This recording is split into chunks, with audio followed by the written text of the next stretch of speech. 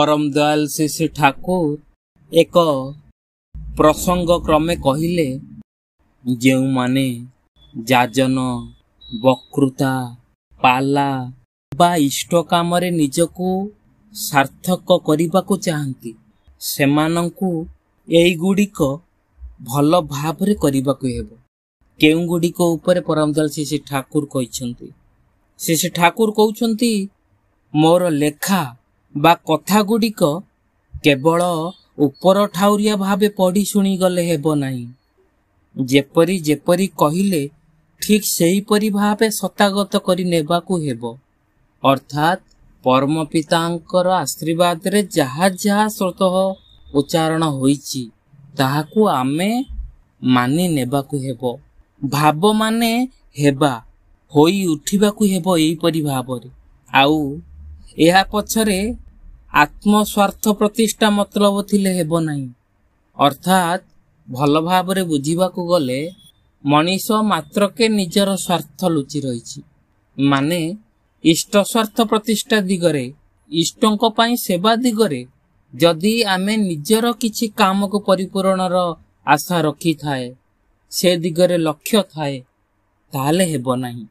इष्ट स्वार्थ प्रतिष्ठार मनोभाव ही हेबा दरकार नियामक प्रवृत्ति। आमर प्रवृत्ति एहिपरि दिगरे हेबा दरकार। आमर प्रवृत्तिमुखी चलन इष्ट स्वार्थ प्रतिष्ठार दिगरे हेबा दरकार। ताहा जदि मुख्य न हुए ताहले तुमे माने व्यवसायी परि होई जिवो। व्यवसायी अर्थात सबुथिरे आमे लाभटाकू खोजिले ता भी इष्टंक कार्य। पुणी परम पिता कहउछंती जेते भल कथा ही कहो ना काहींकी सेथिरे मनीषर स्थायी कल्याण हेबो कम। एठी बुझिबाकू हेबो स्थायी कल्याण हेबो कम। स्थायी कल्याणर अर्थ कोन? आमर सर्वांगीन उन्नति दिगरे गुरु जो कथा कहंती आमे से दिगरे जीवा कम। आमर प्रवृत्तिमुखी चलनटा एपरी मोड़ निये जेउठी कल्याणकारी परिवेशटाकू बजाय रखिबा कम हुए। आम भितरे से नियंत्रणर भावटा कम हुए। आमे सेठी अधिका समय तिष्ठि रही पारे ना। अर्थात सबुठी समस्या उपजे।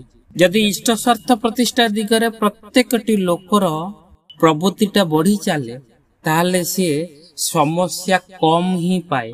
आउरी परम पिता कहिले तेबे मनीष गुड़ाक जदि इष्टंक संगे युक्त करी अनुशीलन तत्पर करी तोली पार तार फल से माने पाइबे ही पाइबे। अर्थात सर्वमय मंगल। जणे महात्मा कहउथिले आमे समस्ते तो कर्म करूछे मनीष कर्म बिना बंची पारिबो ही नहीं। किंतु कर्म सबु कर्म कर्म नुहे धर्म युक्त कर्म करिबा को कहा जाइछि। अर्थात जेउ कर्म दे धर्म भी बजाय रहे धर्म अक्षुर्ण रहे धर्मर ग्लानि घटे नहीं। आमे सेही कर्म करि जिबा उचित। परम पितांकर आशीर्वाद ही आम सहित युक्त होई चले जहा फल रे आमे जे कोनोसी कर्म करे मालिकंकर इच्छा अनुसार ही से सब हुए। आ सेई दिगटा धर्मयुक्त हेले परम पितांक सहित आमे मिसी चालू। तेबे बंधुगण आज प्रति प्रत्येकंकर दायित्व कर्तव्य मन करे आमे निजको निजे किपरि सुधारिबा। मोर आशा परम दयाल श्री ठाकुर जगत जननी श्री श्री बड़मांकर तांग जीवनर अटूट बंधन प्रत्येकंक जीवन रे एक उन्नत दाम्पत्य जीवन सृष्टि करि पारू। प्रत्येकंक जीवन रे सुख शांति मंगलमय करि तोळू। एहा ही ए विषय वस्तुर लक्ष्य। तेबे आजिर विषय वस्तु रे एतिकी पुणी आउ गोटिए एई भली अति सुंदर शिक्षणीय विषय वस्तुटे नहीं आसीबू। से पर्यंत जय गुरु।